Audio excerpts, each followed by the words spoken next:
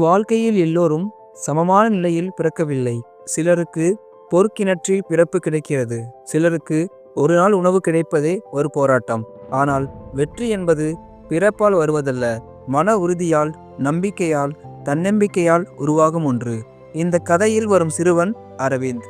வறுமையின் இருண்ட பள்ளத்தாக்கில் இருந்து ஒளியாக எழுந்தவன். அவனின் கையில் தொழில்நுட்பம் இல்லை, செல்வம் இல்லை, ஆதாரம் இல்லை. ஆனால் ஒரு கனவு மட்டும் இருந்தது. ஒரு நாள் கலெக்டர் ஆகணும். அந்த ஒரு கனவு அவனது உலகையே மாற்றியது. வணக்கம் நண்பா, உங்களுடன் பேசிக்கொண்டிருப்பது ஏஜே ஹாட்சிங். அரவிந்த் பிறந்த வீடு ஒரு சிதைந்த கூரை கொண்ட குடிசை. மழை பெய்தால் மேலிருந்து துளிகளுக்கும் கீழே குளங்களுக்கும் இடையில்தான் வாழ்வு. அம்மா மல்லிகா வீடுகளிலிருந்து வீடுகளுக்கு வேலைக்கு சென்று சம்பாதிப்பவர். அப்பா ரவி நல்ல மனிதர், ஆனால் உடல் நலம் காரணமாக அதிக வேலை செய்ய முடியாது. எனவே வீட்டில் வருமானம் வெறும் 0. ஒரு நாள் பள்ளியில் ஆசிரியர் கேள்வி கேட்டார், பெரியவன ஆனா என்ன ஆகணும்? மாணவர்கள் எல்லாம் வழக்கமான பதில், டாக்டர், போலீஸ், பைலட் என்று. அதில் அரவிந்தின் குரல் மட்டும் கொஞ்சம் நாணத்துடன் இருந்தாலும் ஆழமான தீப்பொறி அந்த குரலில் இருந்தது. சார், நான் IAS ஆகணும். அனைவரும் சிரித்தார்கள். ஆசிரியர் மட்டும் சிரிக்கவில்லை. அவர் கேட்டார், ஏன் IAS? அரவிந்த் சொன்னார், ஏழ்மையை எங்கள் ஊரிலிருந்து நீக்கணும் சார். என் அம்மா மாதிரி யாரும் துன்பப்படக்கூடாது. அந்த தருணம் அவன் வாழ்க்கையின் முதல் மாற்றம். வீட்டில் அடிக்கடி உணவு பற்றாக்குறை. சில நாட்களில் அரவிந்த் வெறும் தண்ணீர் குடித்தே பள்ளிக்கு போனான். அம்மா மல்லிகா அரசு குடிசை வீட்டில் இரவு வேளையில் அடுப்பை மூட்டிக்கொண்டே அழுவார், என் பையனுக்கு ஒரு நல்ல வாழ்வு கிடைக்கணும் என்று. அந்த கண்ணீரை பார்த்த அரவிந்தின் இதயம் கல்லாக மாறியது. பசி, வறுமை, அவமானம், அவன் தினமும் ரசித்த விஷமிட்ட உணவு. அரசு பள்ளியில் படித்தாலும் அவன் படிப்பின் மேல் கொண்ட காதல் மிக அதிகமாக இருந்தது. பயிற்சி புத்தகம் இல்லாததால் பழைய செய்தித்தாள்களின் பின்பக்கம் குப்பைகளிலிருந்து எடுத்த சீரமைத்த பக்கங்களில்தான் அவன் பயிற்சி எழுதுவான். வெளியில் உள்ள குழந்தைகள் கிரிக்கெட் விளையாட அவன் தெருவின் விளக்கு கீழ் தாள்கள் பரப்பி படிப்பான். குளிர்காற்று வீசும் இரவில் வகுப்பறை கதவு முன்னால் அமர்ந்து படிப்பான். ஏனென்றால் வீட்டில் மின்சாரம் இல்லை. நாய் குரைக்கும், குளிர் கடிக்கும். ஆனா அவன் மனசு மட்டும் ஒரு நாள் IAS, ஒரு நாள் IAS. ஒரு நாள் அம்மா வீட்டிற்கு வந்து தரையில் விழுந்தார். அதிக வேலை, அதிக உழைப்பு, உடல் ரொம்ப களைப்பின் காரணமாக. அரவிந்தின் இதயம் நொறுங்கியது. அம்மாவின் கையை பிடித்து அழுதான்.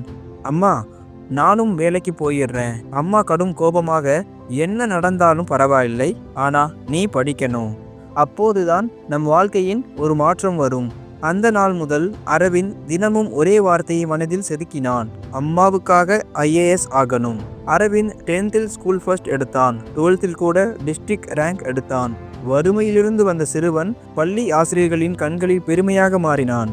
ஆனா UPS படிப்பதற்கான பணம் எங்கே? Coaching, books, expense. அப்பா சொன்னார், பரவாயில்லப்பா, நீ படிச்சா போதும், உனக்கு லைஃபே உதவும் என்றார். அம்மா தன் ஒரே தங்க கம்பலை கலற்றி வைத்து அரவிந்துக்காக கொடுத்தார். இதை வாங்கு, உன் படிப்பு தான் எனக்கு ஒரு ஆபரணம். அம்மாவின் கையை பிடித்து அரவிந்த் அழுதான். நான் IAS ஆனதுக்கு பிறகு உங்களுக்கு 100 கம்பல் வாங்கி தருவேன். அந்த கைகளில் உறுதி இருந்தது, அந்த கண்களில் தீ இருந்தது. அரவிந்த் சென்னைக்கு வந்து ஒரு மலிவு அறை எடுத்தான். 100 ரூபாய் வாடகை. ஓர் சிறிய விசிறி, சுவர் கூட சேதம் அடைந்து இருந்தது. பகலில் ஹோட்டலில் பிளேட் கழுவுதல் போன்ற பார்ட்-டைம் வேலை பார்த்தான். இரவில் UPS ப்ரிப்பரேஷன் செய்தான். மற்ற மாணவர்கள் AC ரூமில் கோச்சிங் படிக்கும்போது அவன் ரோட் சைட் டீ ஷாப்பில் உட்கார்ந்து புத்தகம் படித்தான். அவனுக்கு கூகுள் இல்லை, ஆனா மனசில் கோல் இருந்தது. UPS முதல் முயற்சியில் பிரிலிம்ஸில் ஃபெயில் அடைந்தான். அரவிந்த் சோகமாக நின்றான். சில நண்பர்கள் கேலி செய்தனர், ஏழைகளால் IAS ஆக முடியுமா? அவன் எதுவும் சொல்லவில்லை. வீடு திரும்பி அம்மாவின் முகம் பார்த்தான். அம்மா ஒரு சங்கதி மட்டுமே சொன்னார், தோல்வி வந்ததுனால நீ ஒன்னும் குறையல, நீ முயற்சி பண்றவன் என்றார். அந்த இரவு அரவிந்த் மீண்டும் புத்தகத்தை திறந்தான். 2வது முயற்சியில் மெயின்ஸ் வரை போய் இன்டர்வியூக்கு முன் தோல்வி அடைந்தான். இந்த முறை அவன் மனது சிதறிவிட்டது. அவன் அழுதான், நான் இதுக்கு தகுதி இல்லையோ? அப்பா ரவி வந்து அவன் தோளில் கை வைத்தார். நீ உண்மையா உழைக்கிற நீ ஐஏஎஸ் ஆறத யாராலையும் தடுக்க முடியாது என்றார். அரசால் கொடுக்கப்பட்ட ஸ்காலர்ஷிப் உதவியது. அவன் மீண்டும் எழுந்தான். மூன்றாவது முயற்சியின் போது அவன் மனது மாறியது. தோல்வி வந்தாலும் அவன் பயப்படவில்லை. அவன் தன்னம்பிக்கையை அதிகப்படுத்திக் கொள்வதற்காக சுவற்றின் மீது எழுதினான், "This time I will become IAS." Prelims clear செய்தான். மெயின்ஸ் கிளியர் செய்தான். Interview day. ஜட்ஜ் கேட்டார், "what inspire you to become IAS?" Arvind சொன்னான், "ஏழ்மையால் உடைந்த என் அம்மாவின் கண்ணீர், அதை நான் இன்னொரு அம்மாவின் கண்களில் வராமல் காப்பாற்றணும்" என்றான். அந்த அறையில் 2 நிமிடம் அமைதி பரவியது. அவன் கண்களில் மின்சாரம், வார்த்தைகளில் உண்மை இருந்தது. வீட்டின் முன் இன்டர்நெட் இல்லை. அவன் அருகில் உள்ள ப்ரௌசிங் சென்டருக்கு ஓடினான். கேண்டிடேட் லிஸ்ட் ஓபன் செய்து ஸ்க்ரோல் பண்ணி கொண்டிருந்தான். அவன் ஹார்ட் பீட் அதிகமானது. அவன் பெயரை தேடிக் கொண்டிருந்தான். ஒரு தருணத்தில் all India rank 62 Arvind R என்று வந்தது. அவன் கண்ணீர் வெடித்தது. அவன் அம்மாவுக்கு ஃபோன் பண்ணினான். "அம்மா, உங்க பையன் IAS ஆகிட்டேன்." அம்மா தரையில் உட்கார்ந்து அழுதார். "என் பையன் என் இல்லற தெய்வம்" என்று. ஊர் முழுக்க மகிழ்ச்சி. முந்தைய காலத்தில் அவனை கேலி செய்தவர்கள் கூட அரசியல்வாதிகள் போல வந்து கைகளை பிடித்தார்கள்.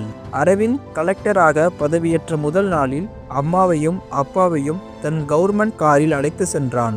அரவிந்த் அம்மாவின் கையை பிடித்து சொன்னான், "அம்மா, நீங்கள் பிடித்து நடக்க வைத்த கைதான் என்னை இங்கு வரை கூட்டி வந்தது."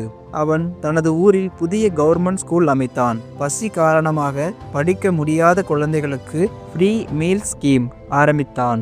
ஒவ்வொரு வெற்றியையும் அவன் வீட்டின் கதவை தட்டிய பசி, வறுமை, துன்பத்திற்கு அவன் கொடுத்த அடி போன்று இருந்தது. வெற்றி பெற பணம் வேண்டாம், பெரிய பேக்ரவுண்ட் வேண்டாம். உன்னை நம்பும் ஒரு இதயம், அதற்காக போராடும் ஒரு மனம், அதுவே போதுமானது. அரவிந்தின் கதை உணர்த்துவது என்னவென்றால், வறுமை குறையில்லை, உறுதியில்லாத மக்கள்தான் குறை. உழைப்பும் பொறுமையும் இருந்தால் ஏழை சிறுவனும் கூட IAS ஆக முடியும். இத்துடன் இந்த கதை முடிவடைகிறது. கதை உங்களுக்கு பிடிச்சிருந்துச்சுன்னா லைக், கமெண்ட், ஷேர் பண்ணுங்க. நன்றி, வணக்கம்.